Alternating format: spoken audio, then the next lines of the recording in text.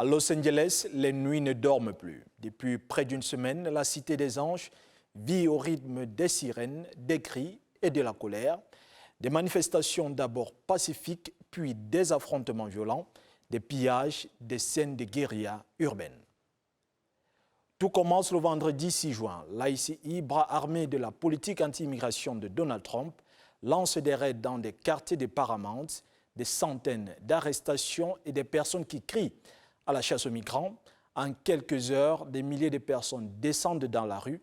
Les manifestations pacifiques tournent à l'affrontement quand les agents fédéraux tirent gaz lacrymogène et grenades pour disperser la foule.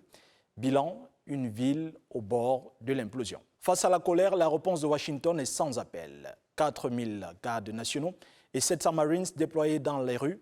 Un dispositif militaire inédit depuis les émeutes de 1992.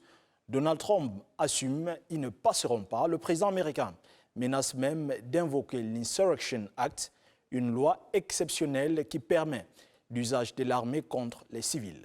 Le gouverneur démocrate Gavin Newsom, lui, dénonce une manœuvre incendiaire, une atteinte grave à la souveraineté des États. Il promet des poursuites contre l'administration fédérale.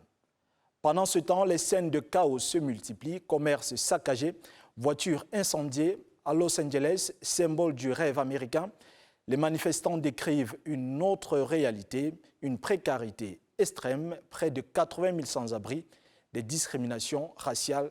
Dans la Cité des Anges, la violence n'est jamais qu'un simple feu de paille. En 1965, Watts. En 1992, Rodney King. Aujourd'hui, l'ICI, même schéma, une étincelle policière, une communauté qui se dit marginalisée et qui explose. Derrière les émeutes, une question se pose. L'histoire se contentera-t-elle juste de se répéter cette fois-ci ?